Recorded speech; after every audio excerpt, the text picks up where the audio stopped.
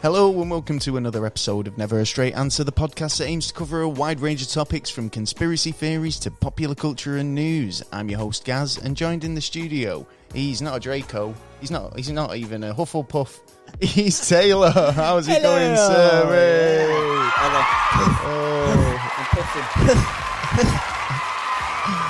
Oh, yeah, well, it's not a Harry Potter themed episode, I can tell you that for a starter. Calm down. How's it been going, man? Yeah, you had a good week? Yeah, not too bad, actually. Well. Not too bad. Yourself?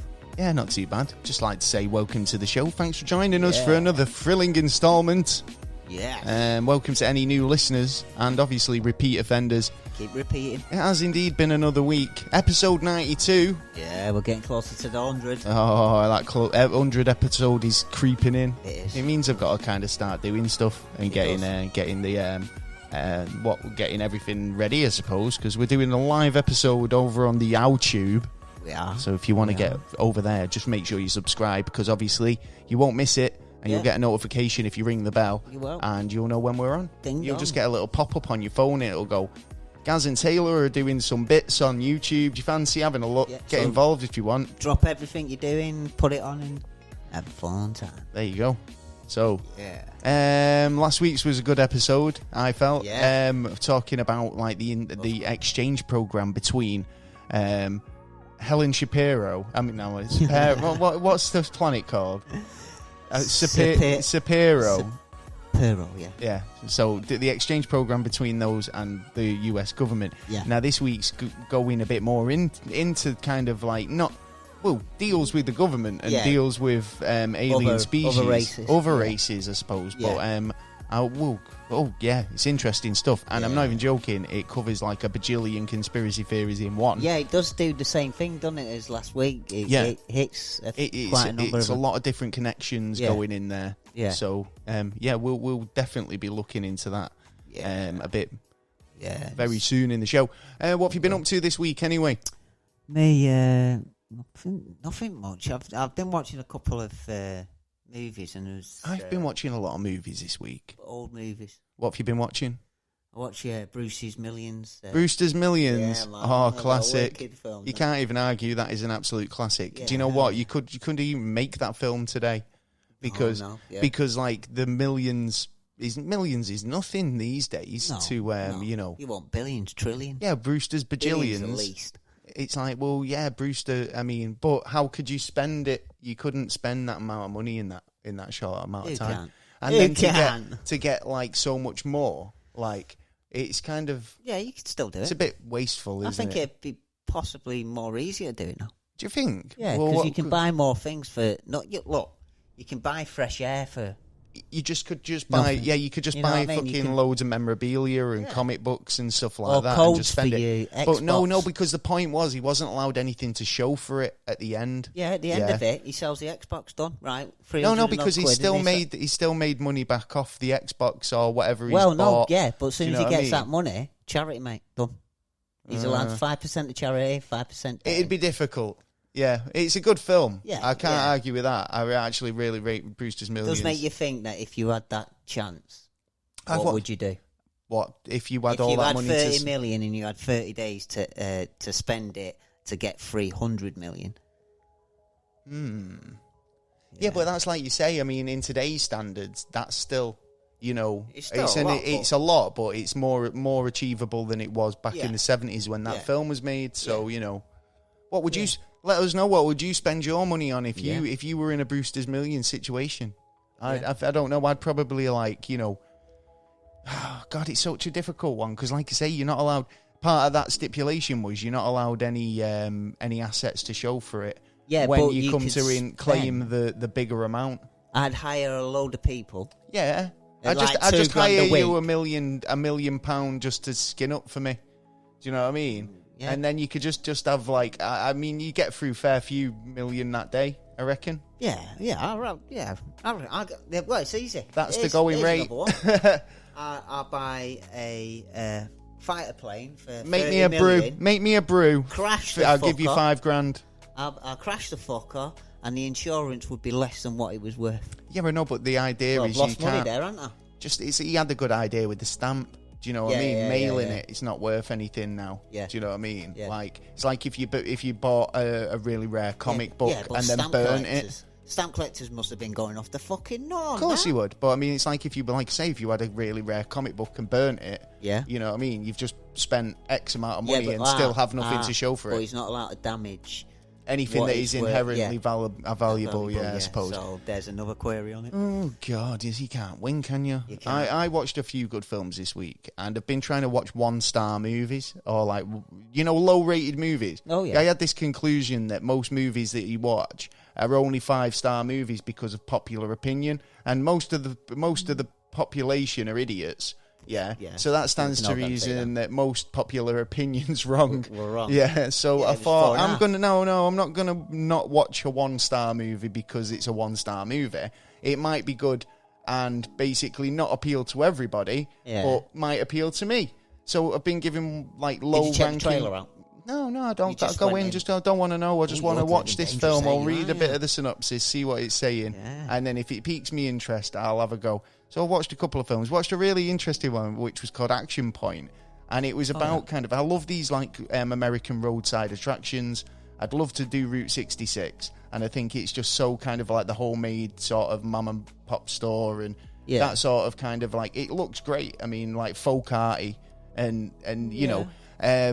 So Action Point, it stars Johnny Knoxville, and it's about like a 1970s theme park, which he kind of creates. Yeah. And it's basically, it's under threat. I think a land developer opening a corporate theme park up the road wants to take his land. Yeah, but obviously, the kids love it because it's like not moderated. It's not under any rule. It's basically like a thrill place. Anyone goes there, they know they're going to have a good time, and it's basically like they basically take the brakes off everything. It's the most dangerous place, and I love the opening line. It's like, basically, when I was a lad, there was such a thing as personal responsibility. Oh yeah, and it was like you hurt yourself, you got up, you dusted yourself off. Now you got health and safety, and now it's like, fuck, mate, can't do anything without the threat of being sued. No, so it's like, that's kind of what it's about. It's really good film. Definitely worth checking out. And then I watched this other film called Sorry to Bother You, which... I'm sorry?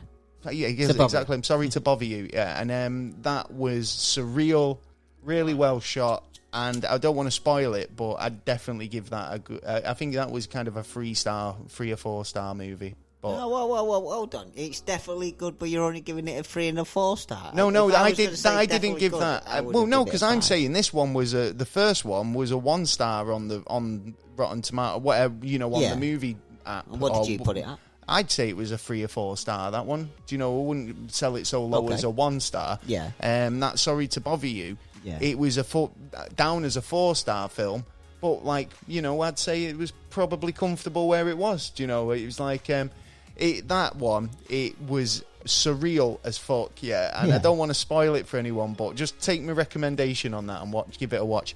Other than that, this week I've been back at the dentist. Yeah. Not very much fun. Yeah. Ripping and tearing. Oh, yeah. And then lots of research for this week's topic, which I found very interesting. Yes. And obviously meant that, we can kind of look down the road of kind of how these conspiracies kind of link together. And it's interesting when you start researching another one. When we're talking about like what we're going to do for the show, when we kind of go, oh, well, there's this. And then we look into it and we go, fucking hell, well, this is so closely linked to everything, a load of other avenues we've talked about. Yeah. And then I found this article, right? So you might find this interesting. Yeah. I might. You might do. I might. Right, so what would you say if I told you that Neil Armstrong was not the first man who landed on the moon? Have you been taking heroin or something? Well, shock claims have been made that a Nazi lunar landing was made from an Antarctic base. Yeah, the Nazis were the first to land people on the moon, beating the US astronaut Neil Armstrong by 27 years, according to a loony conspiracy theory. Possibly, maybe. And this kind of made me think, well, yeah, because like there was supposed to be this sort of Nazi space program, wasn't there? A secret Nazi space program. Well, yeah. Hitler, when he wanted to do the space race as well, within the war, and then he changed it so the V2 rockets could start production. And then right at the end of the war, supposedly, he'd actually developed a rocket that could go up to space. Well, that's what this guy's saying. He's basically saying Belgian researcher Dr. Vladimir Tursky claims he's evidence to say that the Ferrite successfully had a mission to the moon. Yeah. He's an engineer and physicist, and he suggests that the Germans developed a space program during World War II, and that they did this with their allies from Japan, and he says he's got evidence on it. But we have a much more crazy theory in terms of who they were in alliance with. Yes. And this kind of, this goes onto a book called The Dark Fleet by Len Kirsten. Yep. And we've got so much to cover on this. Remarkably, so much that we might even be leaving out of it as well. Yeah, we probably will be leaving bits out of it. But remarkably, Dr. Tursky gives lectures across the globe about his theory. And he even claims the Germans have set up bases on the moon after World War II.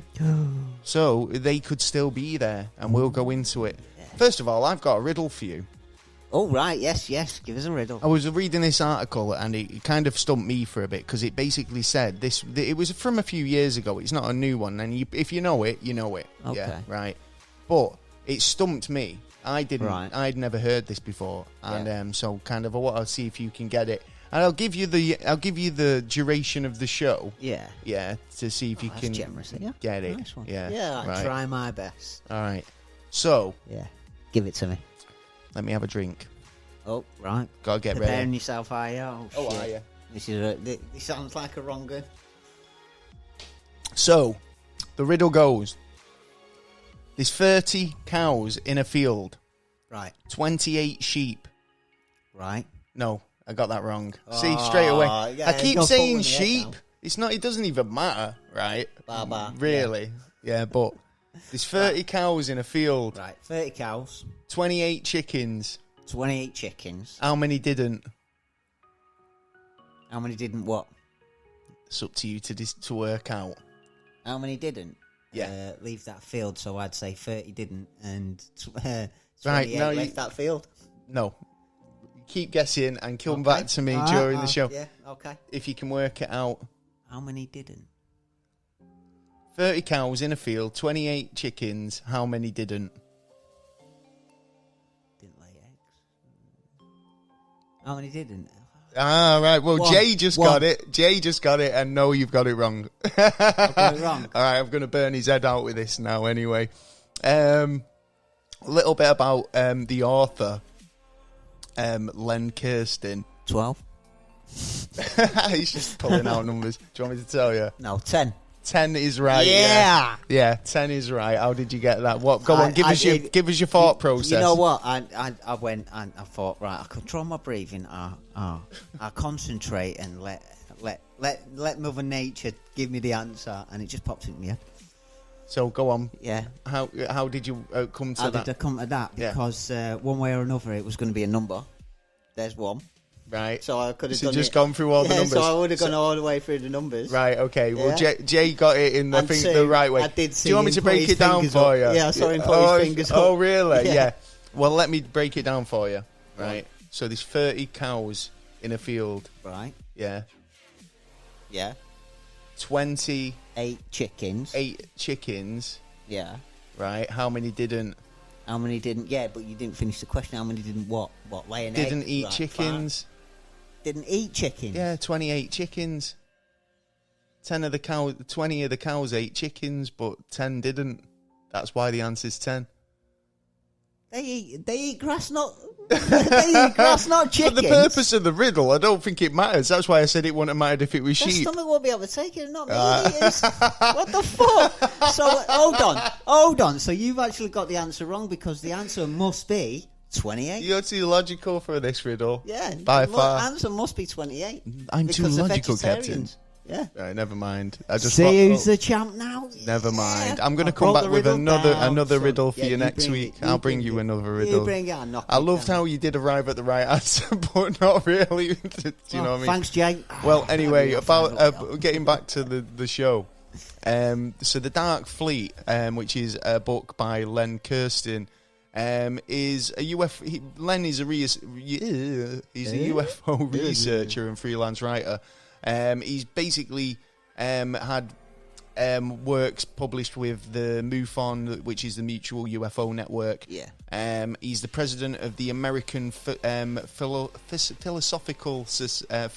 Society. Okay. And he's been feature writer in more than 50 published articles for Atlantis Rising magazine.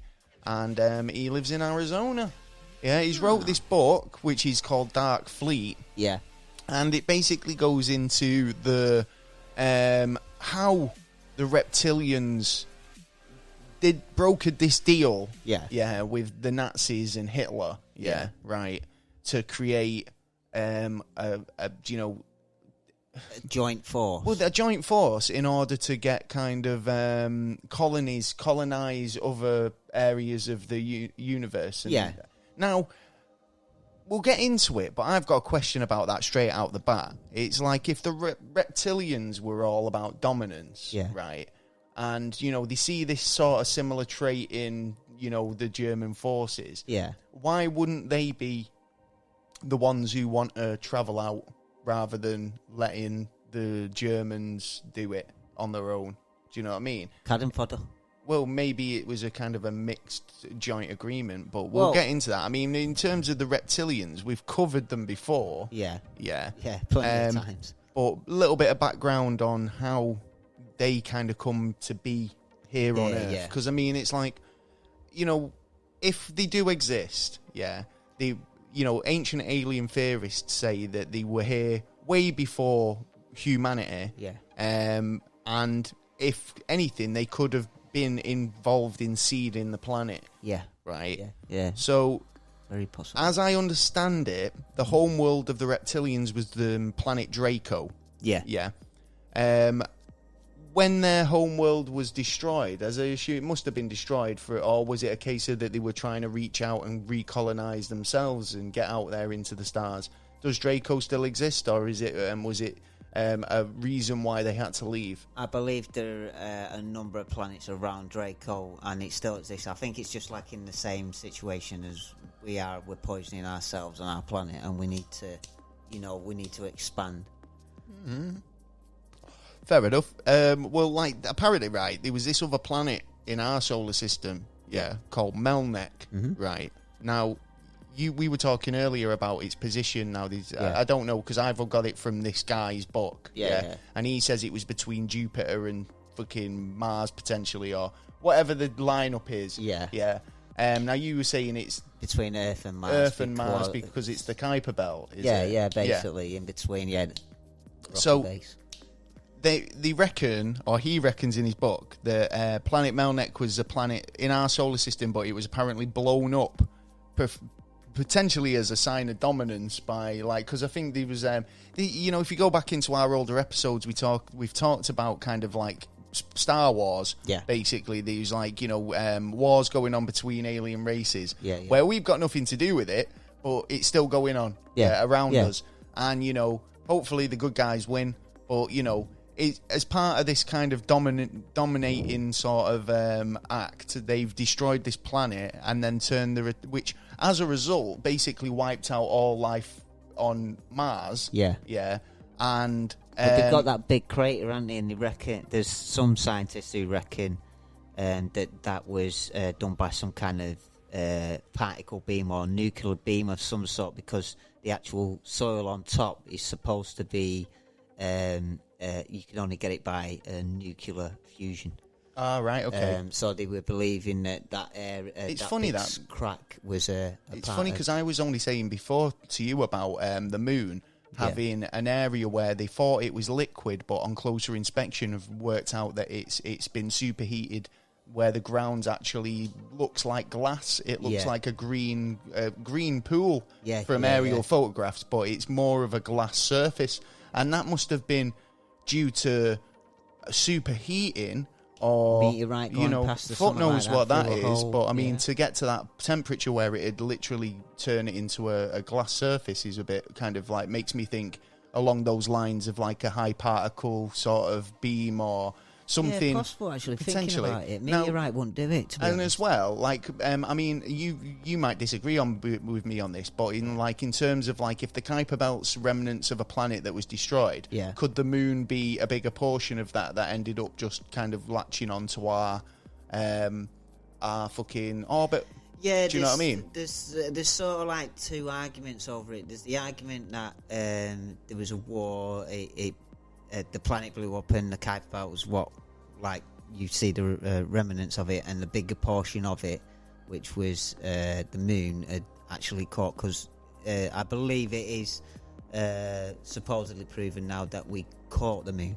We caught the moon. Yeah, so the moon was moving at some point. Yeah. And if it was going at a faster pace, I would imagine it would have passed. Well, anyway, so they've set the sights on Earth, and we're just kind of like a barren planet at this point, yeah.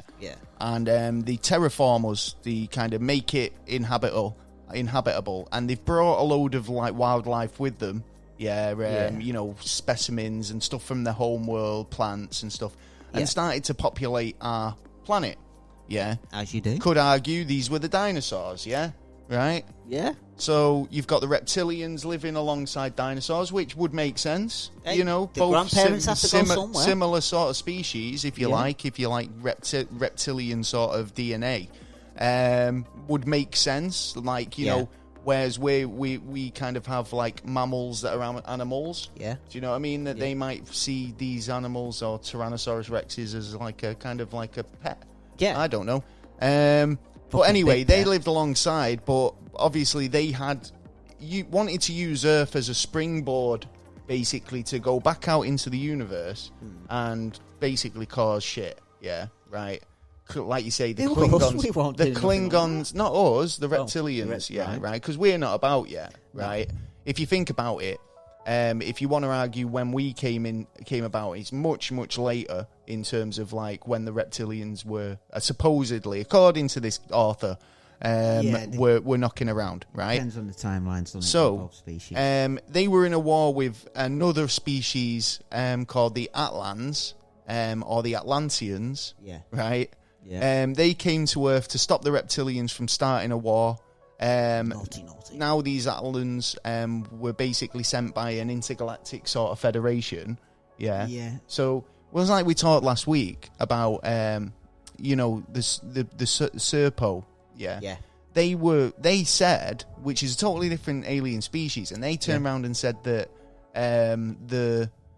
we were on a trade route with them. Yeah. So that I said last week, I said, well, who they trading with? There must be like other species out there for them to be out there trying to trade and wheel and deal, like intergalactic Del Boys.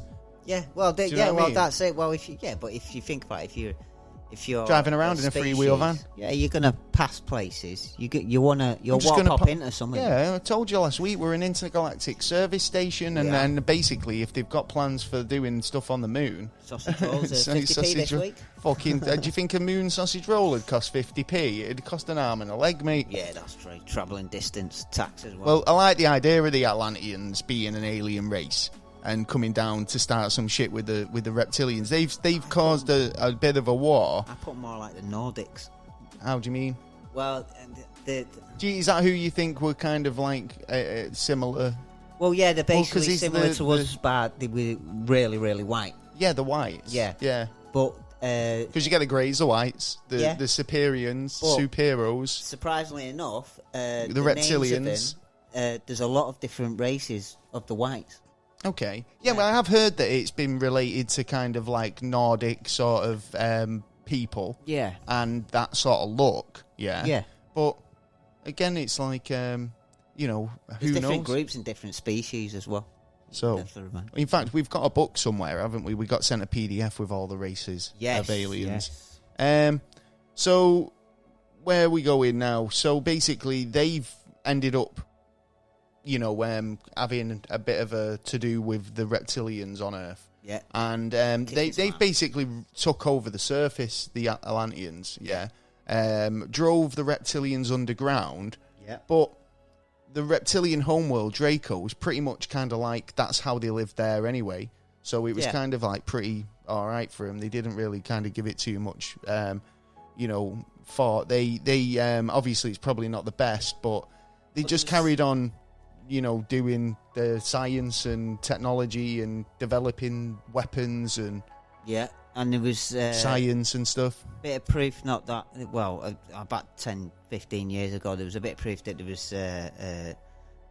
was something going on between people going in tunnels and finding things, and then being told not to go in there, and it's been actually locked up. Yeah. So, well, like I say, it's no. Sorry, I'm just what's it?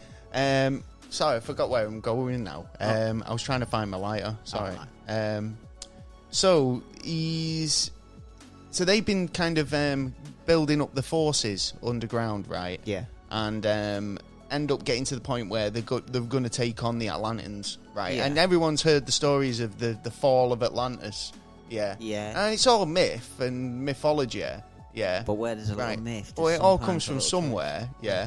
Now, this again, I'm only going to say this is down to Len's book. If you want to go check it out, Dark Fleet. Yeah. His book does say that how humans did come along afterwards. Yeah. Now, apparently, 12 races of aliens all chipped in a bit of DNA, and they decided that they were going to put a new human race on Earth, and created a Garden of Eden, which was actually recently discovered in Turkey as the original Garden of Eden site, they say. Reminds me of the Anunnaki as well. And, being kind of like a chipped in, everybody stick a bit of DNA in. Yeah. That's how he says that we've come along with the, reptilian part of the brain. Yeah, because they felt like having that fight or flight response would be a good thing to help us become more intelligent, work things out, be kind of a bit more, logical, So they included that part. Yeah. Purposely. Yeah. And apparently, humans actually had a beta test of design where humans were updated at least 22 times. So 22. You could argue that those updates keep coming. You don't know if you're still getting an update or the next generation's getting an update. I should imagine so. Maybe. The reptilians were waiting underground, waiting to control and, basically take over. I mean, there's a lot of people who, in conspiracy theory circles, who would argue that the reptilians are closely linked to the Illuminati. Yeah, well, no, the thing on that is, the idea is, when they were genetically engineering us as a human, plus with all the other races in us, then the next generation would only have half. Yeah. So you're like, as it's going along, you're changing. So our generations would have been changing. So we live longer because this has been changed. Do you think that's what it is? That, because obviously, like back in the day, we only had a lifespan of 30, and I know it's difference of living and quality of life and stuff that helps us live a lot longer, and kind of science and advancements in medical research that. And tidiness, cleanness, and all that. I mean, you can argue that there's a lot more to kill you these days. There's a lot more disease out there. There's a lot more, ways of being killed in a weird way. It's a danger going out your house in some respects. But I mean, it's like. But if you believe in evolution, it's the disease or the germ that's moving, that's going to change, and then it's going like we're changing. We changed. We had no way of speaking. We had way exactly. of doing... Yeah. We didn't speak like... we we developed a language over time. We developed the use of using tools over time. Yeah. You know, I think... I mean, well, this is it. And in that period of time, these reptilians were kind of hiding out. Giving us our injections. Sort of guiding. And, you know, there is a lot of conspiracy circles that say that, like, the Illuminati had... or the reptilians being a part of that shadow sort of government.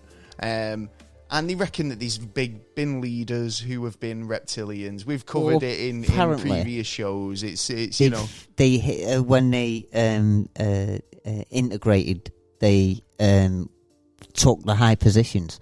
They were there to take the high positions, so they had control in it, and they loved the fear.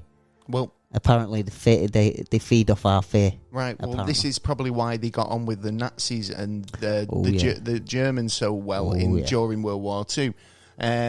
How did they end up helping them? I don't understand that, but they did. They ended up helping the German scientists during WW2, where Hitler made a deal with them to help develop the V2 bombers and other technologies. Yeah. Events before World War II, the Nazi Party were actually reconstructing an ancient base in Antarctica that was used as an interstellar travel launch site named Base 211. Himmler Kilmer was put in charge of moving all research and development to Antarctica, and tons of equipment was shipped over there. Hitler actually, I read this article on the history website. Yeah. That Hitler actually sent over a secret expedition to Antarctica on the hunt for margarine fat. Margarine fat. This is where he said he was over there. In preparation for the war, Hitler wanted to find substitutes for fat-based products, including margarine, in case imported sources were cut off. And there is actually lots of major proof that actually happened because... maybe that's why it was just a cover for why he was out there. Yeah, I mean, while you're out there, they were definitely out there for margarine because there were signals coming from there, and everyone knew about it, but they just disregarded it because they had no operation or anything up there. And plus, there is proof and to say that they were out equipment there. Found. There is definitely evidence to say that they were out in Antarctica, but they were there pre-war. Do you know what I mean? Yeah. This was how the Nazis launched from the Earth to create colonies on the Moon and Mars, according to the Dark Fleet. Yeah. Hitler was basically in with the reptilians, and he must have felt unstoppable. Do you know what I mean? He's got all this access to this technology, this this information, this knowledge. And now all of a sudden he's kind of raising hell. He's got no need. It's like if he wants his Aryan race, which is what he wanted, and you've got the capabilities, then do fuck off and create a colony elsewhere. Well, do you know what I mean? At the end, don't forget, at the end of World War II, that he had so many big ideas and big equipment that if he had that in position at the time, we wouldn't have won. Yeah, well, like I say, it's funny because there was a point in the war where I think the British felt that we were losing, and Hitler seemed to, be technologically way in advance of us, and then all of a sudden he just abandoned Germany and pretty much let it rot, and then fucked off and escaped with his with Ava and his kids to Argentina.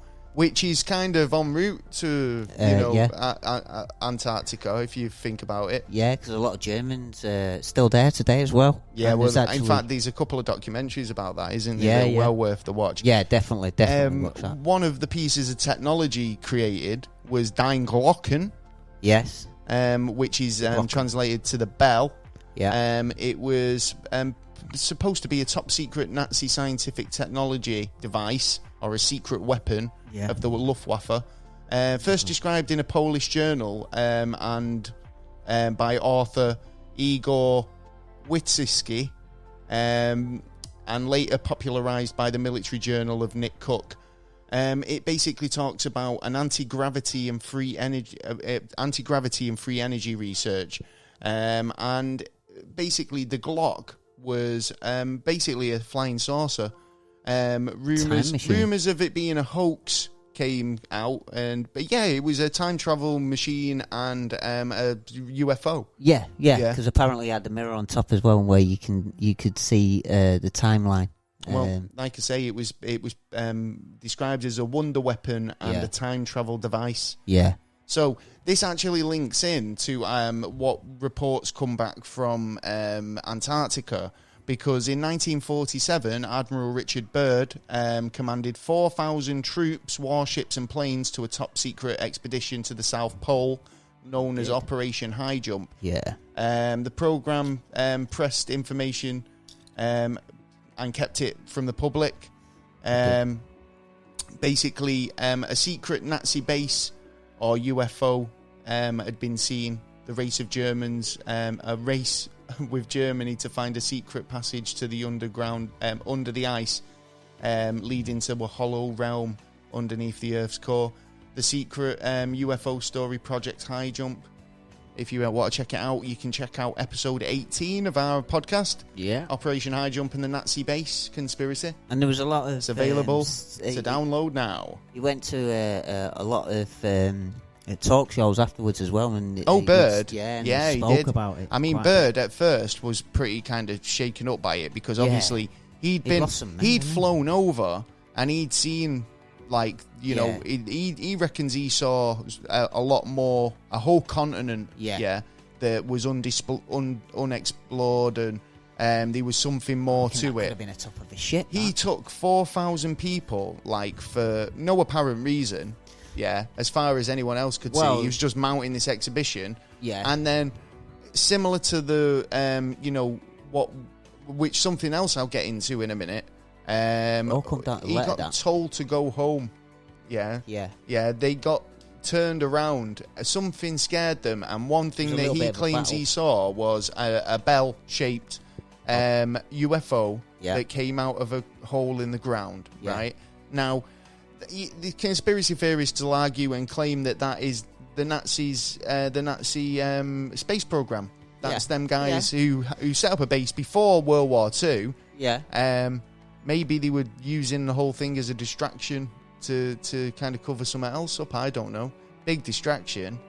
Well, yeah, but I think it was just the ultimate that he got off the planet, and by the end of the war, he'd already had a working rocket, and he'd already been working on the Glocken for years, and his right-hand man, apparently, with his wife, took it, and it landed in, I think, Texas. I can't be 100% sure. About 1978. Right. It supposedly some object had landed it, and it looked like the Glocken, so taken hold of it. The pictures I've seen of it, it's a weird little. It's even thing. Got the swastika on the side of it. Yeah. Now, I mean, you're just advertising the fact that you're not alien.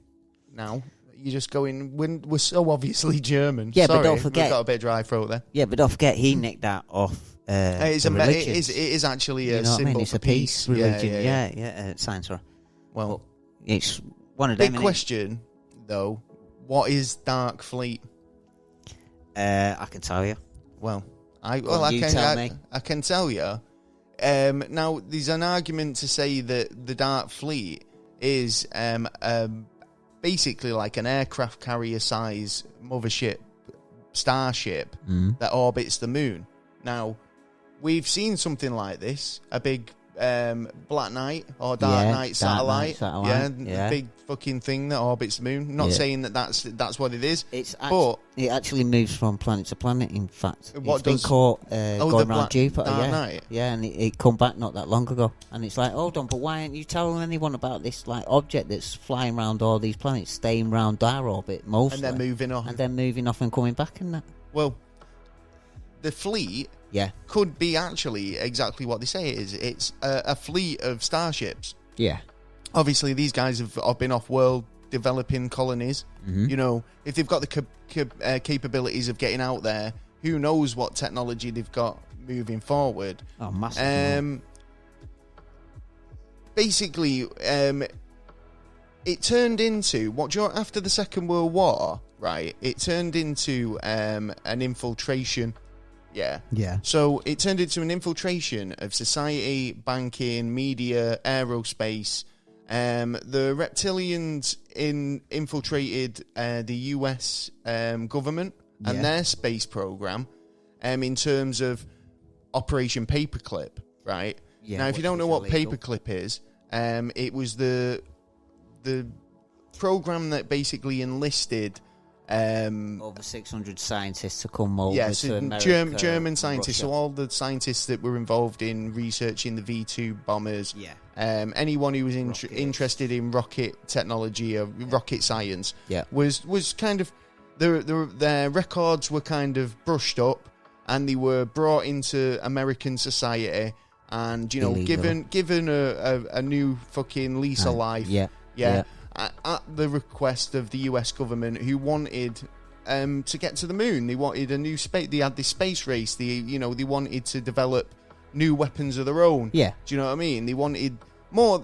It wasn't all so kind of nicey that it was just about getting to the moon and doing a space race. I'm pretty sure that these German scientists were involved in a lot of dodgy shit as well. Oh, right? Yeah. So, it's highly illegal as well. So, do you know, obviously, I'm wondering now, do you think that by this point that the US government were aware that the Germans and the Nazis were off colonising, and they were thinking, we need to get out there too and fucking... I wouldn't have thought so, to be honest. Because essentially, right, if this is true, then you didn't win the war. They just fucking scarpered. Do you know what I mean? Well, that's actually winning the war, isn't it? Really? That's winning the war. Well, over the last, I must admit, over the last couple of years, I'm thinking more chance that they've actually sneakily won the war. Well, that's how this guy's making it out anyway. Yeah, so well, basically, that's the reason on some of the questions. After the Germans surrendered in 1945, the Nazi Reptilian Alliance infiltrated the US military industrial complex through Operation Paperclip. The Nazi and Reptilian removed their political opinions and opponents, such as Kennedy, and moved into policy making. Because they got all high-powered positions at the time and after. They infiltrated aerospace, banking, media, US government, including NASA and the CIA. But their real target was not the United States. It was the solar system, as Len Kasten reveals in his book. So, and obviously he talks about like how they used anti-gravity propulsion technology and alien techniques of mass mind control and hypnosis, teleportation capabilities. The Nazi Reptilian Alliance used their newfound power, wealth, and influence to launch a secret space program with interstellar starports in Antarctica, and to take them onto Mars, and as well as an 11-story base of operations on the moon. Massive, man. So, he says they've got a commercial mining and manufacturing operation in the Mars and the and Ceres, forming colonies and elsewhere in the solar system.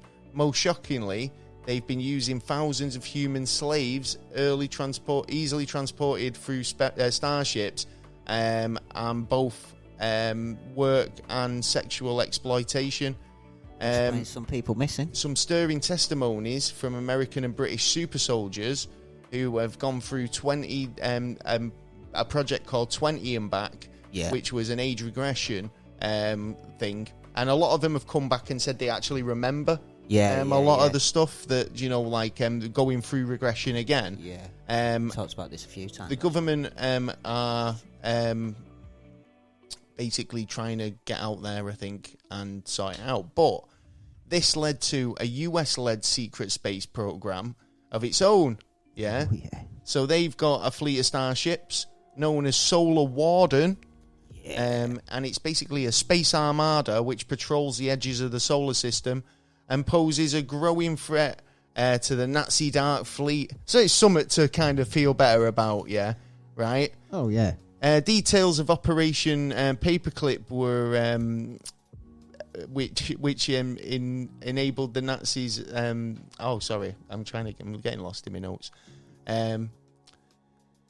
Right, yeah. So reveals their interstellar starports are in Antarctica and on Mars. Their bases on the moon and the alien technology, including nanotechnology, anti-gravity propulsion, and mass mind control, hypnosis, teleportation capabilities. So, I think I've just put the same text in twice. You know what I mean? Oh. I know. So the fact that the US and British found the base in Antarctica, you know, do you think? Well, there's dozens of places.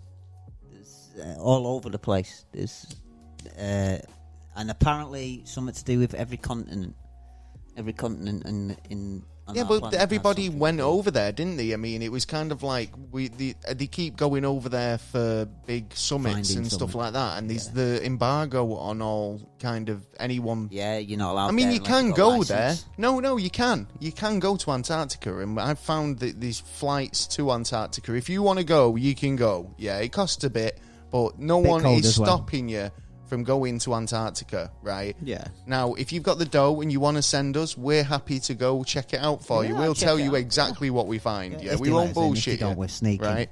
The fact that what they're saying is it's so far out. Yeah. That they're saying that the Nazis have been using kind of an alliance with an alien species. Yeah. To travel out into the stars. I mean, what's this? What threat has this dark fleet got on Earth? I mean, well, what is it that because I mean, no one's ever had an invasion from them. I mean, and then it makes you wonder that all these sort of UFOs that we do see, there's so many fucking. I mean, we've all seemed to have this technology where. It could be Russian, it could be Chinese, it could be fucking English, it could be Indian, it could be these are top 10 countries that have got a space program. So it's like, how do you know that they're not using them to? You see it all the time as well, where like Russia will send a couple of submarines into waters that aren't theirs. Yeah, and then they get questioned, why were you there? And it's like, we just wandered out by accident. Yeah, and it's like testing the waters. We were just testing our new submarines out.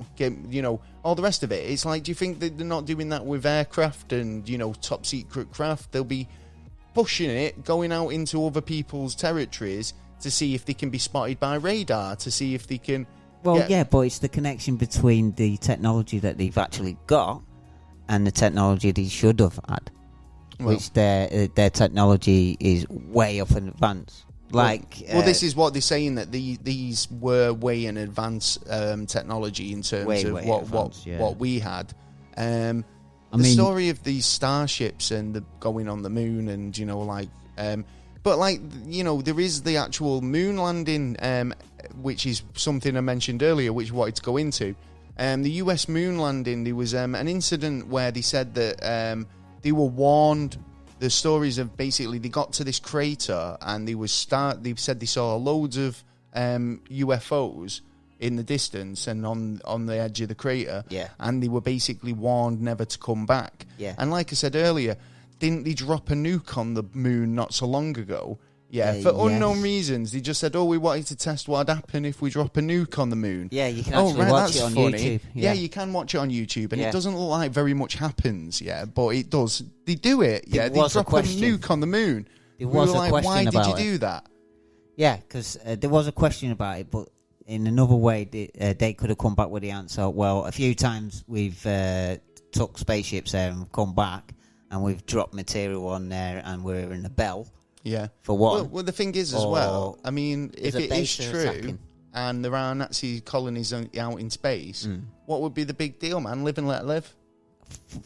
But have you not seen Iron Sky? Have you seen Iron Sky? I mean, this is exactly what this is about. World War II? Iron Sky, right? If you've never seen it, it's about the Nazis living on the moon. Yeah, right. Yeah. Now, think about it this way.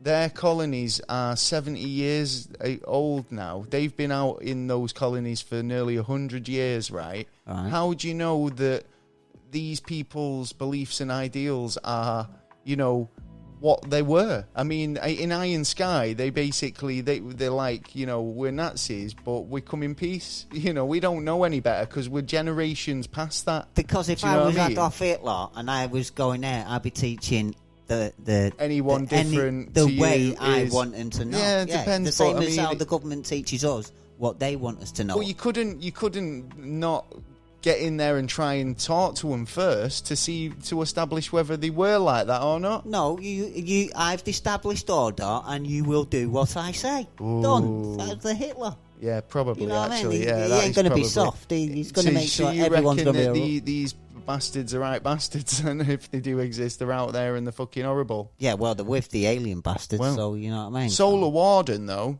top secret space program from at least the 80s. So this is a space force. It's now just an admission of what we basically already knew. Solar Warden's been out there. Yeah. It's almost like they're saying now, right? Oh yeah, we're going to open this space force, and it's like, well, yeah, didn't you already have that?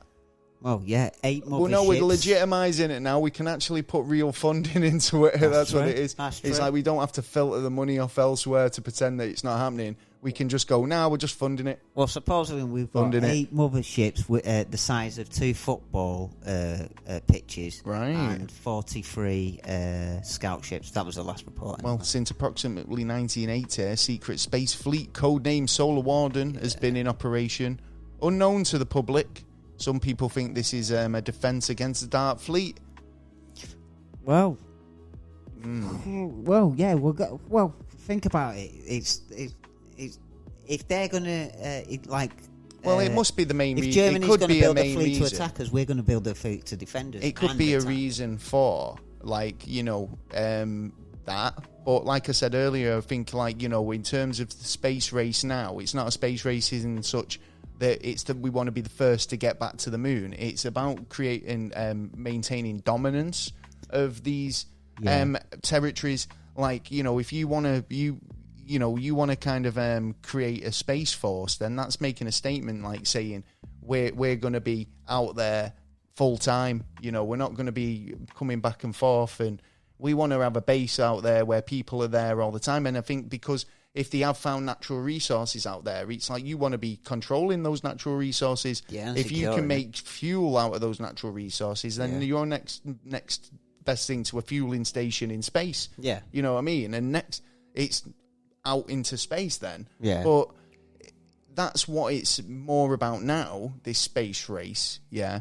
But why would you need a force? I mean, what are you expecting to encounter? And there was a lot of joking after Donald Trump announced this space force. Yeah. That, it's fucking spaceman, what are you protecting us against? I mean, it's... Because he, like he said, the dominance. Whoever gets dominance of space will be. So what? We can just blow you up. Yeah, do you know what I mean? Well, different rules. We're in space. Right. No Well, if China takes control of everything, then we'd have to do what they want, or they can shut our power down. They could do this. They could do that because they won't let any other satellites hang around. Another question is: are we being controlled by these space races? You know Someone's what I mean? Like, are we kind of an experiment? Are we, if we are created by these 12 races, are we all kind of just like a bit of an experiment between all these guys? I want my magic powers then. Magic? Yeah, we didn't get any powers. No powers at all, apart from the thought of mine. Maybe that's why, though. Yeah, either that or be... Yeah. Oh, fuck it. Well... Yeah. There you go. Anything else you want to add? Because I mean, it's a bit of an interesting topic, and I love how it encourages kind of all these different conspiracy theories rolled into one. Do you know?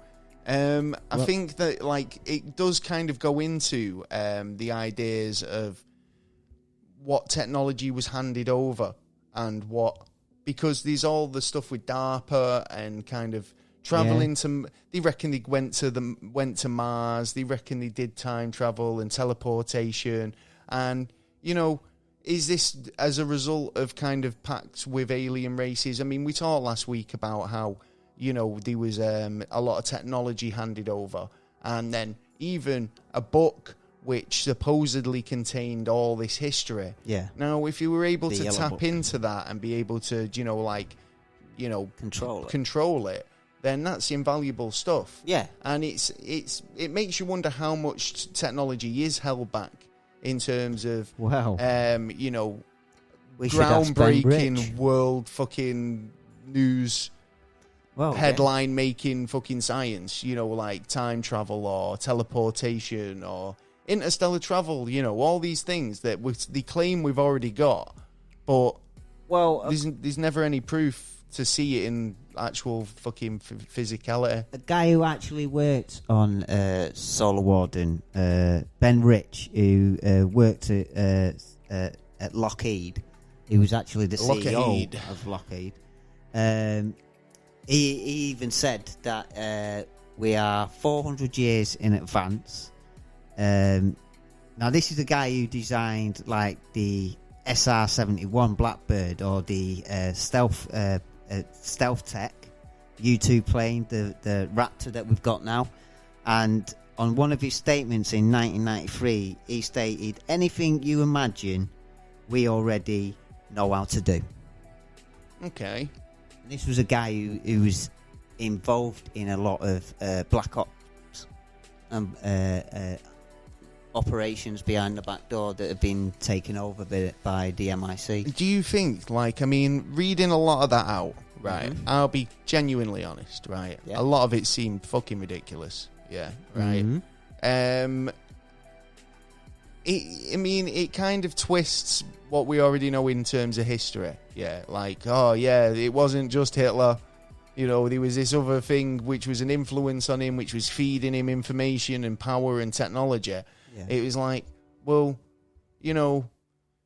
it seems sometimes it's a bit hard to swallow. And do you know when it starts weaving into all the other conspiracy theories? Yeah. Do you not just think it's a bit convenient that they all seem to be able to fit? It's rather so kind of fitting because it's so correct, or it's a tapestry of somebody adding to a conspiracy theory and making it connect. And there's always that chance. Adding dates and times that sort of correlate. Do you know what I mean? There's always that chance, but the thing is, there's a lot more details that you can get hold of nowadays that we couldn't get hold of in the past. I mean, now there's actually... Oh, fair enough. I mean, the fact that, the Freedom of Information Act sort of stuff's coming through. Yeah. And, that's actually legit information. That's stuff that, you can look at and go, well, it's actually fucking government stamped. It's not bullshit.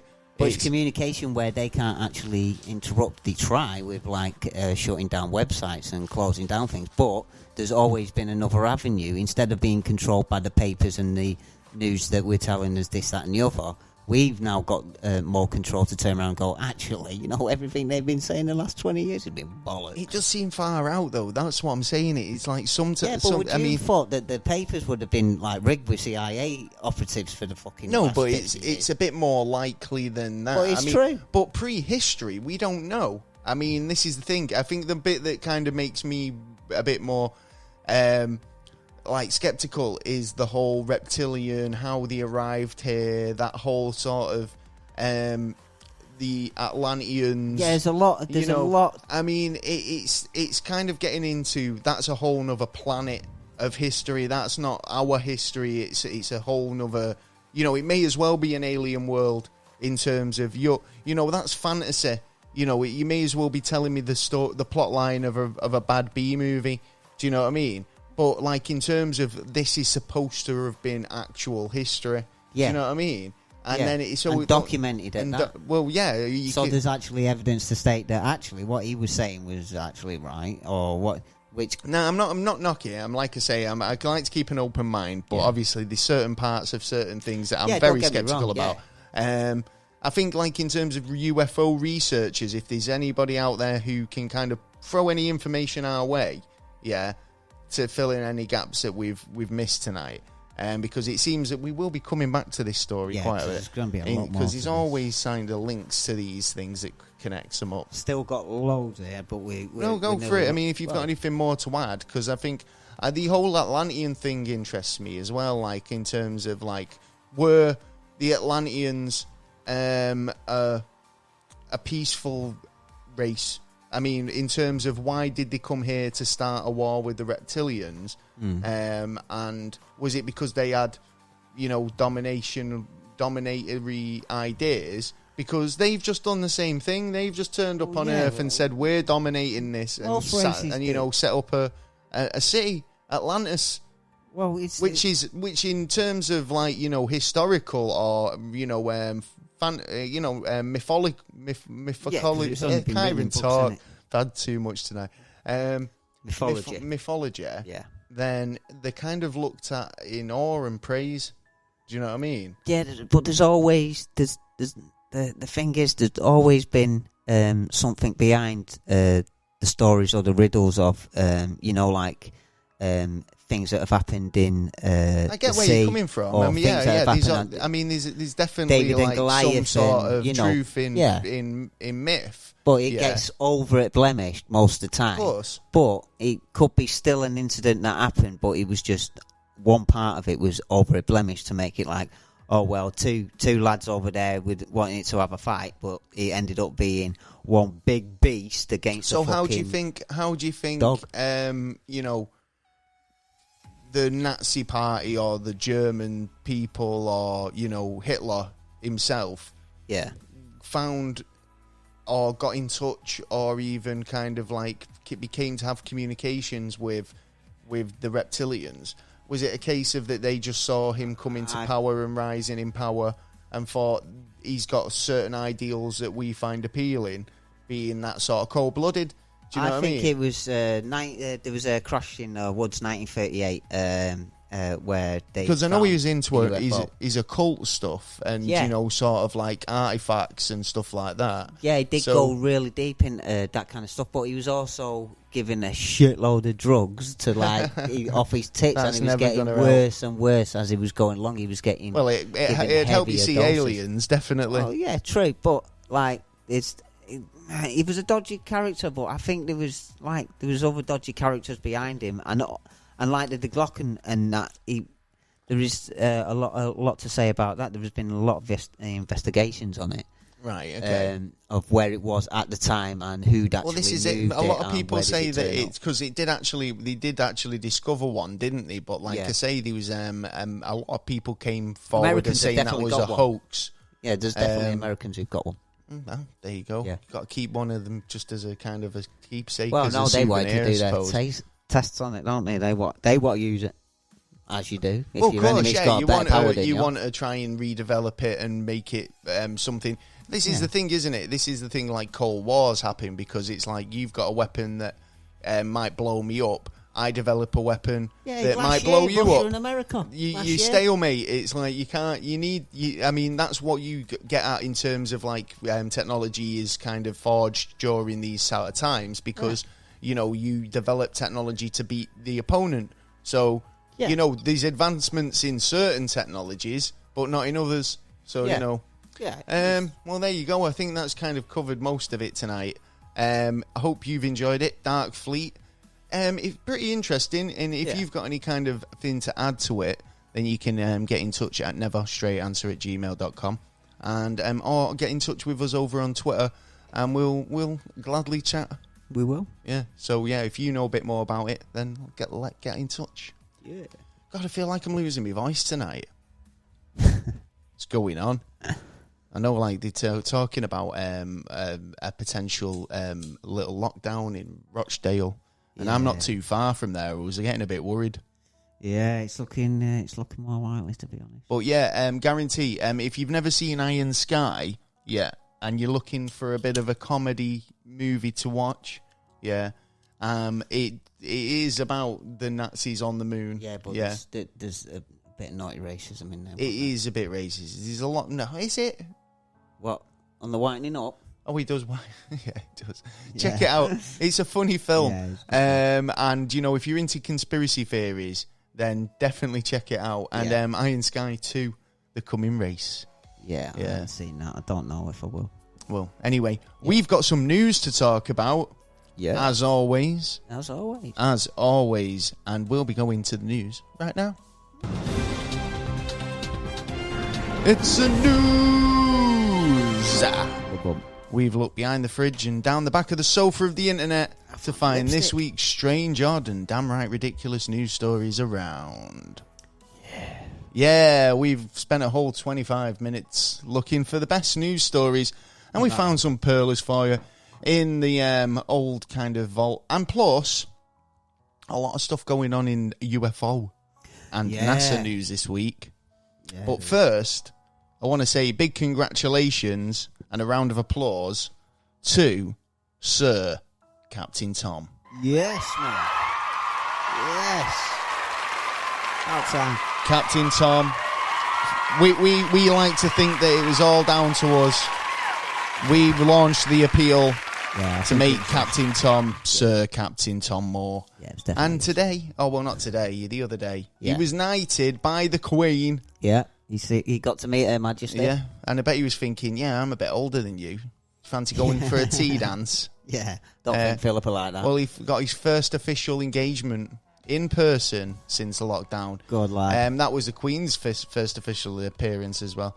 It was basically to honour the 100-year-old who raised over 32 million for the NHS charity during the lockdown.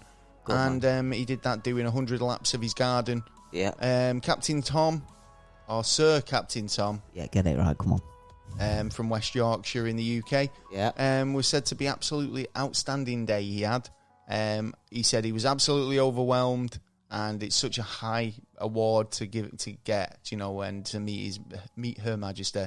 Yeah. What more can anyone wish for? So just massive chuffy badge for Captain Tom, man. Definitely. Not just and he got knighted with her dad's sword as well. Yeah. So proper moment, and like I say, Captain Tom is an absolute stud. Yeah. What can you do? Well, Queen can't take her hands off him. I know, she was like flirting, I don't know what we can't. Never seen her talk so much. Oh, I know, There's a Tom in the garden. Hey. So, have you got any news you want to talk about this week? Oh, yeah, for you Xbox players. Sexy bugs. Yeah. Go on. What are they doing? Are they making us pay more money? No, they're making Are they giving us less. some poo games? Because, come on, Xbox, I'm not being funny here, but games with gold's terrible. Seriously. Ridiculous.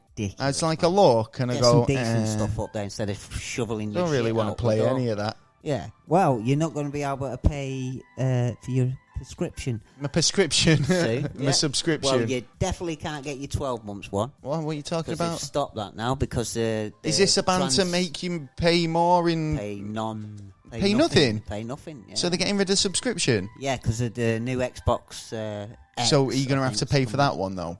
No, it's going to be... It's just going to be free, constantly free. That's a really good move on their part. Yeah, that should bring some people in. I'd definitely like to see that happen. So that's excellent news. Spent enough on bloody that. Oh, I'm loving the good news today. Yeah. Yeah, I like this. Yeah. Positivity. It is. It's what we like. So that's a perler. So, I mean, like anyone who's paying for subscription on Xbox Live, will they be getting... just not have to pay? Because I got an email the other day saying that they couldn't take my funds. So, and I was like, they're going to cut me off.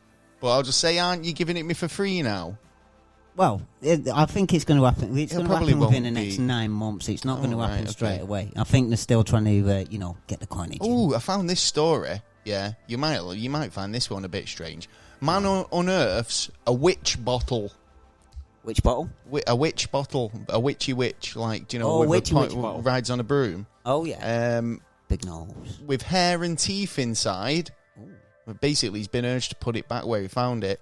An avid relic hunter has made a rather creepy discovery in New Orleans, which he unearthed what's to believe to be do it there. A witch bottle, but people aren't so sure he should have moved it. No, I think it does look a bit fucking horrible. Shane Mays was rather... Basically, he's got a unique passion. Yeah. He loves digging around antique relics and basically finds stuff on the ground. The 52-year-old works as a bartender in New Orleans and spends his time exploring the area for demolished homes. One stood out, and he hopes to find something interesting. And he did. He found this jar, which was basically a bottle with teeth and hair in it. So, yeah, bizarre items contained teeth. Strands of human hair. And a pit, what's that? A pit beetle. And possibly some urine. Very nice. It's just where I keep my bits. Do you know when bits fall off? I bet it's toenail a secret clippings. ingredient to someone's stew or something. Nice. Yeah, I bet it is. Well, they reckon it was the homes existed there since the mid 1800s. So, and the bottles dating from that time period. Oh, yeah, you definitely don't want to fuck about with that, man. It could be a spell or a potion or some bullshit. Yeah. I don't know. Demon put away. Demon urine. Yeah. Have you got anything else? I've got some funny stories here today. A fug. Yeah, a real fug, this guy. In a unicorn onesie. Oh, what? He swipes some alcohol while a woman strips in front of the shopkeeper's face. What? That's a distraction. It's like, right, you run in, distract him. How am I supposed to distract him? Do a striptease. What were you going to do? I'm going to be disguised as a unicorn, and I'll steal the booze. Fucking hell. It's a CCTV. He must have been pissed to do that. Yeah, probably, or high as fuck. Yeah. CCTV shows two boozy yobbos after a all-night bender. Oh, obviously, confronted with a shopkeeper. What are you going to do with a unicorn onesie? Yeah, well, they stole Buckfast, so it was in the morning, so they were sensible. They were looking for a breakfast booze. Oh, right, fair enough. Do you know what I mean? So they basically charges dropped then. Sent him through. They had a night out, but obviously he's come into the shop dressed in a unicorn onesie. Yeah. And pissed face. It's 9 a.m. on a Sunday morning, right? The shopkeeper was obviously fucking too blown away with what was going on. Yeah, he was freaked with out. With the freaky dancing. What was going on here? Do you know what, right? It wouldn't surprise me if the only reason why they found out the guy was robbing was because they just went, "You'll never guess what happened to me today," to his colleague. Yeah. And he's gone, "Yeah, I'll show you on the CCTV." So he's showing his mate the striptease, and then they've gone, "Yeah, why is that guy rubbing a fucking bottle of Buckfast in the background?" Yeah. That's the only reason they would have ever checked the CCTV. Yeah, that's why I was saying, the unicorn. Well, you're more distraction than the person who's getting fucking naked. To be fair, you're right. Yeah. No. To be honest, not nowadays. It depends if it's a high student area as well. I mean, when you walk in, if you live near a university, and you're a shopkeeper near a university, seeing a kid dressed in a fucking unicorn onesie is a daily occurrence. Yeah, but if it's where all people live, it's going to be a bit freaky, isn't it? Well, you'd think something was amiss. Someone's nephew's been someone's again. Someone's on the smack again. Yeah. Well, what do you think? Do you think it was a good distraction? I think it's an inventive. It's inventive, but it wasn't a good distraction. It's not armed robbery, though, is it? I mean, at the end of the day, they've gone in and used a sexy distraction. Yeah. To get what they wanted, and it worked. Yeah. It would have been best doing it. The unicorn doing the striptease. Do you think? Yeah. Yeah, because the other guy's probably dressed up normally. I don't know. Have you? Oh yeah. Oh, there you go. How would you do it? Go on, give us your ideal scenario. How would you get away? What would you do? Would I be the nudist or the Would you be the distraction? Would you, as a unicorn, walk into the shop and then start doing a striptease while the woman stole the booze? Yeah, I'd walk in there. Or would you get the girl to dress in the unicorn outfit? That's even better. Well, it depends. Who's behind the counter? If it's a fella behind the counter, then I'd send her. Whilst you was disguised as a magazine rack. If he's getting it don't work, I'd have to change and do it, and then just walk in and just fucking strip, singing a song and directing them in one direction while the other. I'd be like, take no notice of me. I'm only a newspaper stand. Yeah. Anyway. Or just ask them a couple of dodgy questions. I've got this. Have you got no news? You've got no neuse. It's all good news. Oh, well, this ain't good news. MoveOn. Well, go on. What's crack? Yeah, I did hear something about MoveOn. Go on. Executive Director What's it? Yeah, he's been arrested, hasn't he? He's been arrested on the 3rd, with another suspect. Ooh. Do you want to tell me what it is, or is it still sensitive allegations at the moment? Is it a case of that he's actually guilty, or has he been charged, or? He's being charged for online criminal activities. Against children.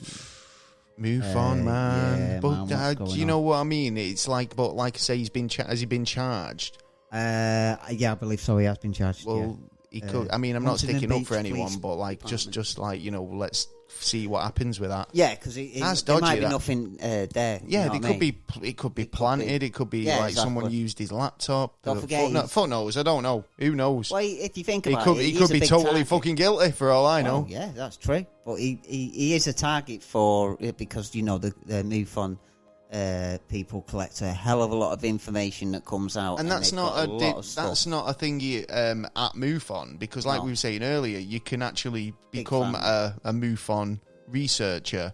And it's a great organisation. I mean, don't get me wrong, but I mean, there's always bad apples, isn't there? I mean, the fact is, you can't always fucking judge people, and it's like, just because. Well, that's it. This is the thing as well. It always seems to be these people in higher power jobs.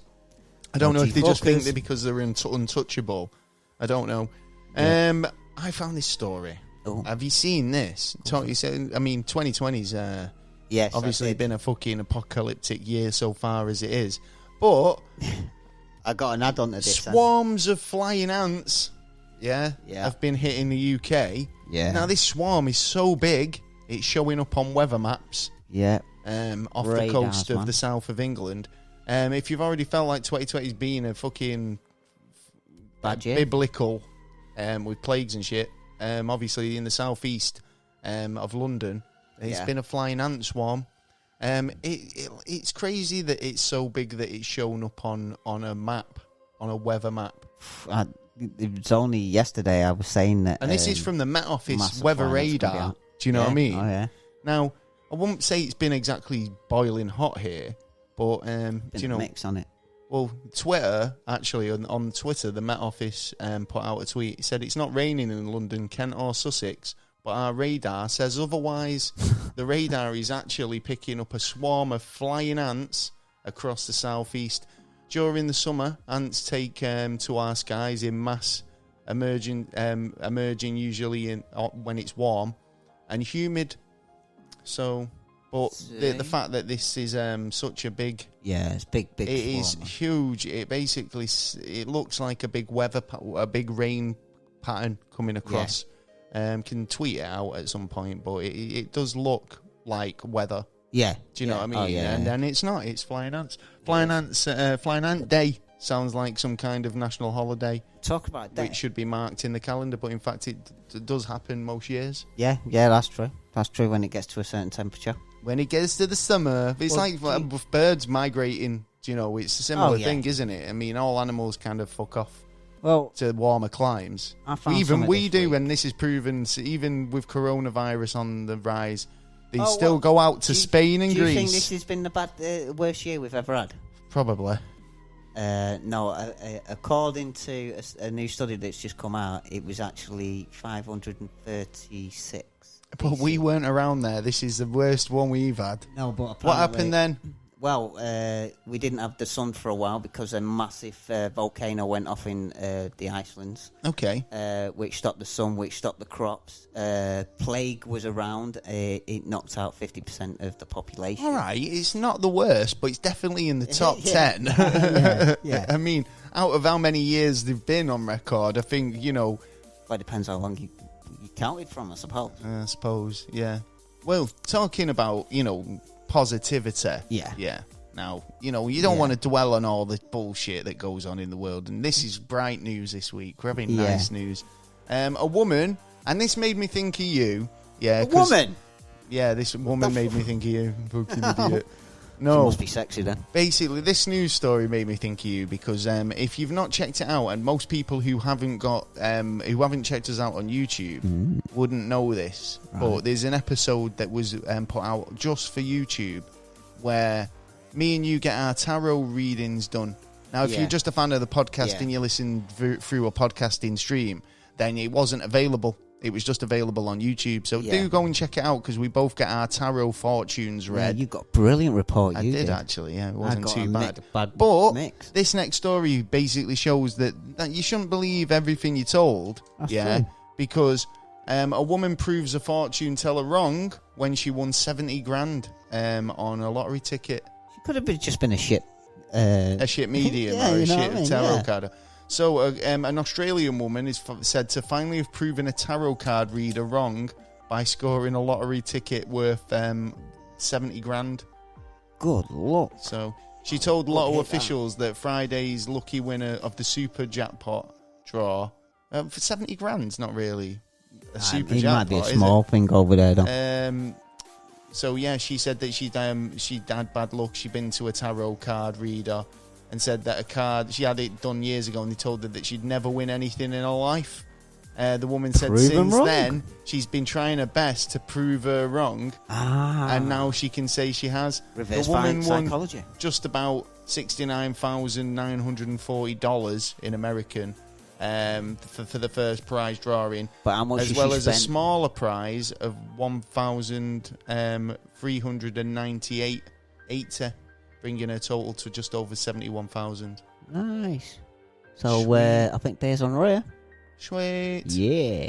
She said it's the best news she's ever received. She was so excited, and said she was happy to win. She had plans to spend her winnings to help her family and travel and help her parents, which is probably the top 3 answers if you ask anybody what they're going to do with the lottery winnings. Yeah.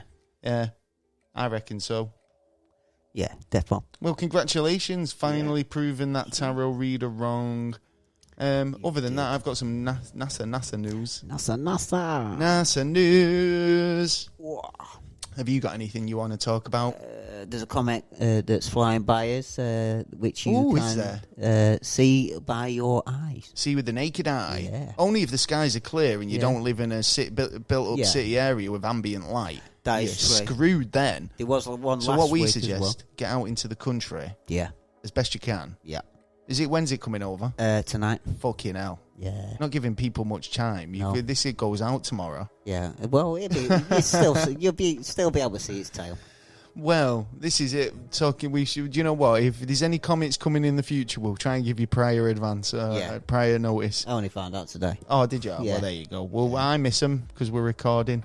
I didn't miss the UFO sightings. Yeah, I've got a few. Yeah, sightings on Google Maps.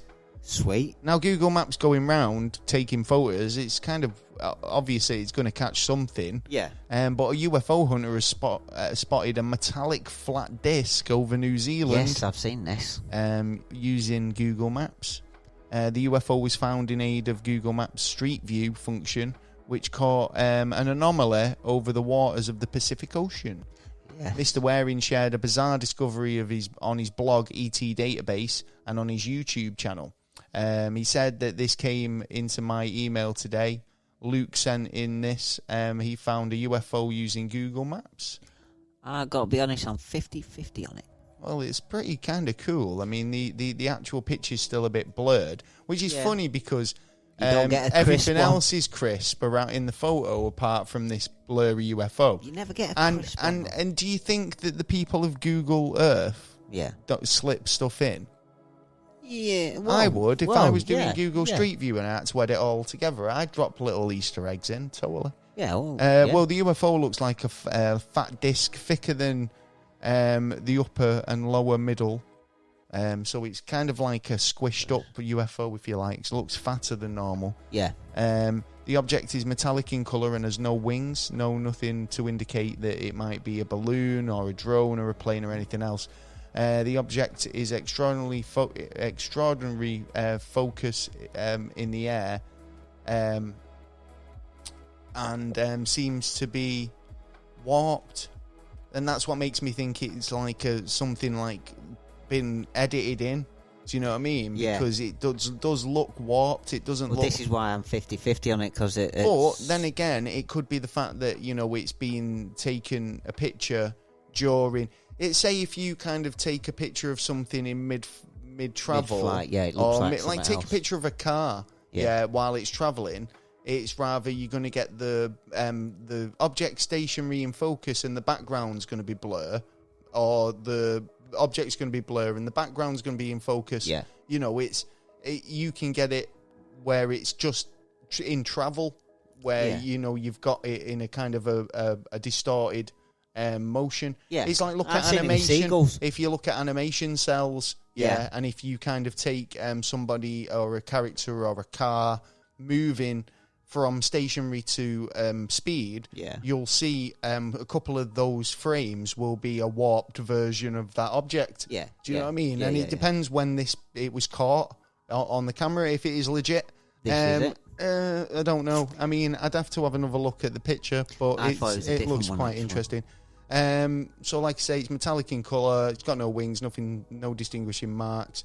The discovery was also met with the phrase on YouTube where one of Mr. Waring's fans said it's a phenomenon, or it's phenomenal. Sorry, phenomenal. It's phenomenal. One other person said maybe it's chicken. What's this? Oh, maybe its propulsion comes from the top and goes out of the bottom. In terms of, you know, its design, like it could be like a engine through the middle. Yeah, you mean like the one that the US tried to build a flying saucer with two fellas in it, and it was basically a hovercraft. Could be a kite. It could be anything, to be honest.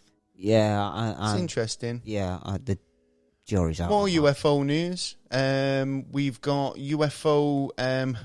Based on basically going back to the story tonight, but UFO in NASA images, conspiracy claims to find a dome on the moon. No, not a dome. Not another one. So ET researchers have been analysing NASA images, and they believe that they found exclusive proof of aliens. The proof comes in the form of strange anomalies on the moon's surface, which some are claiming to be a giant dome. I like it when the people go out and do their own detective work and you know, and bring up subjects like it's this. like we found something. It's like, well, it was show everyone to see what found again. The claims were made by prominent UFO research hunter Scott C. Waring, who said many of us would have ignored this, but the dome, he can see it. It's there now. Yeah. Do you know what I mean? Yeah. But he's pointed it out.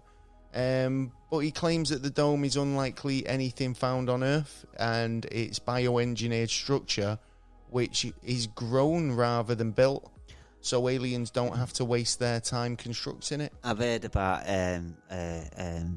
like there's a process of like to do with ships as well. Well, that's what he's saying. Actually something. It's actually like alive. He said that's what he's saying. He's saying what's more. He argues that the dome can double up as a spaceship. Sweet. And he wrote in his blog ET database. Did we not just talk about this guy? What was this guy? Is it the same guy? No. About his ET database? No. I'm pretty sure that was what we pretty sure it was the same guy who was talking about his ET database, the guy who found the it is the guy who seen the UFO over the thingy. It was sent to his YouTube channel, wasn't it? Right. Okay. I'm pretty sure. I'm just checking the news stories now. Oh, there's a conspiracy here. Maybe not. Oh, we haven't got to know. He said something about going to his YouTube channel or something. Anyway, I'm going to reread that and look into it. Well, anyway, so he's saying that there's a grown anomaly. Our eyes are not used to seeing in black and white, so 75 to 80% of people would have trouble noticing the structure without the yellow colour he's added and pointed it out. Okay. He believes the structure is grown in a bioengineered structure. Most alien species are so advanced that they don't want to bother making things the old-fashioned way, but they rather grow their structures, saving them time. Hey, them lads who made chairs and tables out. Oh yeah, we were watching that on YouTube, weren't we? And that was kind of grafting and stuff like that, wasn't it? Because we were interested. We was watching the circus trees. Yeah. And how, like I say, roadside attractions. Love that shit. Yeah, I didn't like it as much. myself on them ones. They're interesting. I mean, you were talking about like how would you like it if you were grafted to somebody? Somebody had grown you and grafted you to another person to make you an interesting shape. Go put your arm on Jay. Now, I mean, like if you could argue that trees had a consciousness, I'd agree with you totally. Scientists but believe these trees are grown in a really beautiful way. Do you know what I mean? And it does take grafting and kind of manipulating. Yeah, but in the same sense that these guys are manipulating trees, like to create chairs. Yeah, but I understand why, because rather than make a chair. You can grow a chair. Yeah, out of one plant. Out of one tree. What the hell? You know what I mean? It's quite interesting to see it done. Yeah. Yeah. So, you know. Yeah, it was good. There was some funky stuff, man. There you go. Next one, I've got last story, I think. I've got 2 more UFO stories. So, So UFO hunters and more UFO hunters say they finally found proof of aliens and they're living on the sun. I don't believe it. Now, I posted something the other day about this because obviously, like, there's been a study, basically a time lapse of images of the sun. Yeah, for 10 years. For 10 years. Yeah. Now, I don't know if this guy's been studying them or what. I think but basically, a UFO hunter claims he's found evidence of objects hanging out very close to the sun. We've seen a couple of these. I mean, Secure Team did a few videos like this of I kind of agree with what he was saying. Is it kind of a refueling thing? I think it's like refueling, because it does look like, and so a lot of these videos, it's like they're pulling plasma from the surface of the sun or from energy from the sun. Anything in living some respect. Images from NASA's Soyo observatory shows what appears to be curved solar flares, but little more. Yeah. If you're if you're searching for proof of alien life, you should possibly focus on NASA's upcoming missions to Mars. Yeah. I totally agree with that one. So basically, this guy is basically saying that it's Scott Waring again. Bloody hell, this guy gets everywhere. He's fucking throwing a lot of theories out there, isn't he? He is. It is the same guy, isn't it? Am I kind of making this up? No. Am I really? No. Right, well, okay, well, if you're not going to find one, of course, fucking hell, Scott Waring would have you believe. But I think it's safe to say that proof of ETs... You know what really grinds my gears? Yeah, Scott Waring really grinds my gears. I don't know. I've lost it. Do you know what? He's kind of thrown me for a loop here. The fact that this guy keeps showing up. Popping up, yeah. So he's basically, in the last 3 news stories, he's claimed that he spotted a base aliens on the sun. Aliens on the sun. An alien organic grown moon base. Yeah. And on the moon. And one on Google Earth as well. Yeah. Scott, you're a busy man. Yeah, we respect that. He might be getting loads of videos and maybe that's what it is. Potentially, I mean, these were from separate websites. I mean, I've searched the web for news, and you know, Scott, he's getting around. Do you want to come on the show? Yeah. If you've got a lot of fingers in pies, mate. I would like to have you on. If you want to come on the show. Love to hear what you've got to say. Seriously, I want to know what else you've got to say. Give him a tinkle. So yeah, he's saying like he's spotted anomalies on the sun's surface, or hanging around close to the sun. I'd say that's fueling up, mate. Plasma fuel. They're taking energy. Yeah, they've even obviously things bigger than a planet. To us, the sun's hot, but to an interstellar spaceship, I think they'd get away with it. I believe that there's a video out there as well of that they reckon that it went into the sun to charge itself to actually go light years away. Yeah, you know, like sort of like a black hole or a wormhole kind of theory, which actually works for the theory that it is as well. It is wearing. I need to Google Scott. Earth and the sun's plasma, where there's little wormholes that have been opening and shutting since the 40s. There you go. Satellites looking at it. Hang on. I'm just trying to I want to kind of see what Scott Waring looks like. All right. There he is. There he is. Pretty little thing. Says you. Yeah, Scott, get on the show, man, if you fancy it. He's got a YouTube channel. Yeah. Anyway, yeah, I think, if you're putting out kind of all this, you've got a lot of theories. Yeah. Yeah, interesting. I think the fact that we've caught 3 of your stories there. Yeah. Anyway, pretty quick. Last one. Former Pentagon officials calls for investigation on Scott Waring. Yeah, I was just going to say Scott Waring, the one who's actually doing this one as well. I don't think it's his bag. A former head of the Secret Program and Development of Defense has called on the need for former investigation reported on UFO sightings. So according to the former Pentagon official, these investigations will help determine if UFOs should be considered a threat or not. Obviously to national security and to planet Earth. Well, it reminds me of that one, I think it was Port Bragg, where there was actually an officer, a sergeant, who went on patrol. They seen a UFO, he come back and he'd seen it time and time again. So he said to the commanding officer, I'd like to set up a unit so we can actually take information of what direction it comes from, what size, what kind of or that kind of stuff. And the commander just directly said no, but it was actually disturbing everyone around there. Well, basically the former secretary of the program, head of a secret program, Luis Alonso, and close personal friend to Scott Waring, was the former head of the Advanced Aerospace Threat Identification Program, or the AATIP. It was a top secret program managed by the Department of Defense. The goal of the program was operated from 2007 to 2012 was to identify the exact nature of various reported UFO sightings. So the AATIP, what? The AATIP, ATIP, yeah, AATIP, tip, yeah, operated similarly to the Project Blue Book program, established by the U.S. Air Force to study alien UFO sightings. The program ran from 1952 to 1969, thereabouts. One of them who helped bring the videos out, them 3 videos out. That's right. On UFOs, yeah.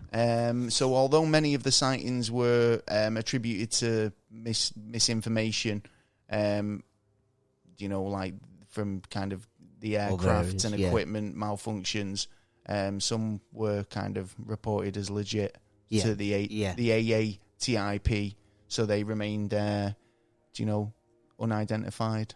As usual, they like to shove it under the carpet and deal with it later on. Well, during the time of the program, Alonso realised the high-ups were downplaying the risk posed by UFOs, according to Alonso. He was the main reason why he resigned, or this was the main reason why he resigned from his position at Life Sciences. Yeah. Due to this, Alonso believes that a new series of investigations should be carried out to uncover the truth and the nature of UFOs. The former Pentagon official believes that this can be achieved by using today's technology. Yeah. So I think it is happening, to be honest. I think there is more. There's definitely more interest by the public. There's definitely more interest in where the governments are coming from. But I think they're in a position of giving the info, but dripping it down. So we can basically turn around and say, right, you fucking lied to us from the start. They're going to wait till everyone fucking dies before they go, yeah, this is what they did. He's got a sick name as well. He's called Alonso. Yeah, Alonso. Yeah, Alonso Bonzo. Luis Alonso. Yeah, Alien cool hunter. Yeah, good guy. Yeah, man. I think, to be honest, I think he's right. Stuff. I do think that there should be more sort of opening. No, I think they should be kind of take it a bit more seriously, because I think, if it did ever happen, look at the corona. Look at what America technically have at the moment, but again, it's all about dominance, isn't it? It's like you get out there, even if there's nothing to fight.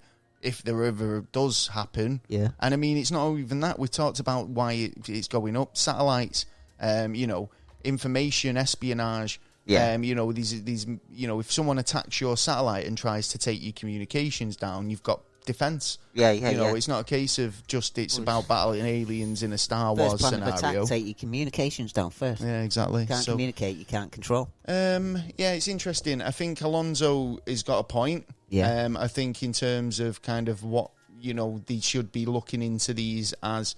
I mean, even if it, pardon me, podcast burp. But even if it's just a case of that they're looking into it because because it's not an alien, but it could be a different country's technology, and if they're testing it out and pushing the luck coming into your airspace, then it's worth investigating what that fucking is. Yeah. If you're whatever sensible, it is, we need to know. If we don't know, then we can't control it. I think at this point we're beyond reasonable doubt that these things exist. Yes. And I think they should be doing something to take it a bit more seriously. And I suppose with the technology, Alonso feels that, they're able to kind of put a bit more research into what these things are. I got to agree on the technology side that they should be pushing more of that out quicker. I'd rather see that come out first than actually them turn around and go, here's another report on UFOs, here's another report on UFOs, this is what they are. And because they're not going to tell you straight away, actually, we've been dealing with them for the last 50 years and they're controlling us, they're telling us this, that, you know what I mean? It's been a bit of a kind of a hard pushed informational episode this week. Yeah. It's been a lot to process and unpack, and if you got this far in the show, we salute you. Yeah. And if you want to drop us a comment, leave the word Alonso in the comments, and we'll know that you made it all the way to pretty much the end, and that you're fucking super fan. Yeah, love you to bits. Yeah. There you go. So that's pretty much it. I mean, we've done our duty. We have. Now do yours. So looking into my notes just to see what we're doing. Outro stuff. You can find us. You can. If you're interested. We're available on all podcast platforms, including Anchor, Breaker, Castbox, Google Podcast, Apple Podcast, Overcast, Podcast, Pocket Cast, Radio Public, iHeartRadio, Spotify, and Stitcher. Everywhere else you can find your podcasts. Yep. Get in touch if you've got any questions or comments or suggestions. Yeah, please do, yeah. You can email us at neverstraightanswer@gmail.com. That's neverstraightanswer@gmail.com. Yeah. You can get us on Twitter at NASA_never. You can. And on Instagram at neverstraightanswer. If you like what we do, you can head over to Patreon. Help us keep the lights on. Yes, we need the lights over on. at www.patreon.com/neverstraightanswer. And anything you do there will help. Yeah. Or donation, if you want to give us a one-off donation. You can go over to the website, which is neverastraightanswer.co.uk. Go over to the support page. And go over to the I think is it PayPal? Yeah. Got PayPal there. But also we've got the Amazon affiliates if you want to. It's just shop on Amazon basically. Yeah. But if you use our link, then get a bit of a cheeky percent. Yeah. You know doesn't touch you, it touches touches their bits. Yeah. Not your bits. No. Your bits is fine. Your bits are safe and secure. And don't if you're you not, worry. go see a doctor. Well, yeah. Well, that's it for us. I think. Have I missed anything? Shout outs. Oh, shout outs. Yeah, I did indeed. You did. Well, Patreon shout outs. Thank you very much for all your support. Yes. We couldn't do it without you. And again, if you want to become a Patreon, all you need to do is go over to patreon.com/neverstraightanswer and donate, and we can give you a lovely shout out every week. We will. And make sure you are at the top of the list. Yes. My phone's not coming on for some reason. I got an update the other day, and all of a sudden it's decided it doesn't like me. It doesn't like me anymore. It's all right.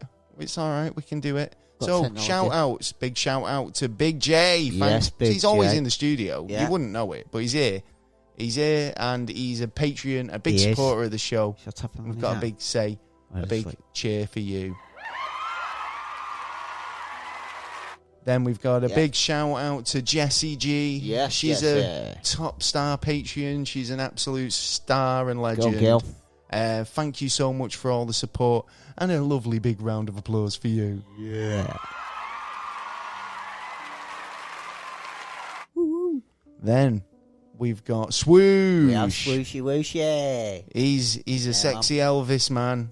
He's been the first Patreon, the star of the, supporting us from the very beginning of the show. He's always had a lot of love for us. Big round of applause for Swoosh. Yeah, go Swoosh. How you doing, well, son? Yeah. And then my personal Patreon. Big shout out to Dunk Dunk. Yes, he's a fucking superstar stud. Yeah, man. He's the king of the backyard bars. Yes, yeah. He's a top flight at darts. The man's a ledge. It's like you can't ask for more. Big shout out to Dunk Dunk. Yeah. Yeah. If anyone else want to get involved and get in touch and become a patron, you know what to do. Yeah. You know we love you. Just got some hollers for people and plugs. Yeah. For other podcasts we like. Yes, we do. Didn't get any random questions this week, which I'm a bit disappointed at. But what are you going to do? Big shout out to Deep in History. Yes, Deep in History. And Arjun, who's a great chap. Check out his stuff. In fact, he's got his new episode coming out very shortly. Yeah. So make sure you subscribe to check that out. Yeah. Also, I want to give a big shout out to your podcast editor? It is. At your podcast editor on Twitter. Yeah. I'm pretty sure that they do sound engineering for free. By the looks of it, they do 2 episodes for free. Ah, right. There you go. Big shout out to the Ladies of Justice podcast. Yes, girls. Which is a weekly true crime podcast that takes a look at the fascinating cases, both past and present. Yes. Big shout out to EJ. Whoa, rude. Yeah, get EJ. Rude. How rude. How rude. Get EJ. EJ should be coming back soon to do some blogs. Yeah. Also, a big shout out to Susie Taylor. Yes. And Chris. Yes. Thanks for listening. Shout out to Gareth. Yes, you're Gareth. A ledge. Yeah, man. Because you just fucking... Hope you're doing well, son. Yeah, hope you're doing well. You're getting back on the road, and we look forward to speaking to you soon. Yeah. And also a big shout out to Mr. Shirley Crabtree. Yeah, Shirley, yeah. Excellent chat. For a bit, man. I know, yeah, hope you're well. Yeah, Keep him I hope well. you are, man. Also a big shout out to the Duke of Marmalade. Duke of Marmalade. Yeah, you fucking hope you're duking it up. Yeah, Dukey, and man. not getting too sticky and all that marmalade. No, not sticky, just Dukey. Big shout out to Jake for my new headphones. Thank you so much for sending me some a headset. I was struggling and I was pissing everyone off because when we were playing Call of Duty Warzone, it was just crackling and making racket. Yeah. And I've just delivered a new headset. Yeah, so don't break this one now. I've just fucking got remnants of broken headsets all over the place. Same there. It's like fucking, what are you going to do? Well, don't break it. Well, I had a great idea, which I might put on Kickstarter for this. I'm not telling you on the line. It'd be stolen. Okay, yeah. Stealing it. Yeah. But, we'll make the money off here. And you'll find it in the merch stand one day with our branding on it. Yes, who else am I missing for shout-outs? Oh, Tennish Podcast. Big shout-out to you guys. Man, Killer Rabbit. Hope you're coming back. Brief Burrito. Yeah. Unpaid Programming. I've got loads, man. Anyway, I'd be going on all night. Full. If you want to get in touch, you know what to do. neverastraightanswer.co.uk. Everything's on there, from downloadable episodes and everything else. And I'm going to call it a night because I'm tired and I want to drink. Yeah. So take care, people. It's been emotional. I hope you've been able to focus on everything we're telling you tonight. Yeah. And we'll catch you next week. We will. I've been Gaz. I've been Taylor. Peace. Out. Oh, decided to join the living, did you? Hey, you waking up now, son? Hiya.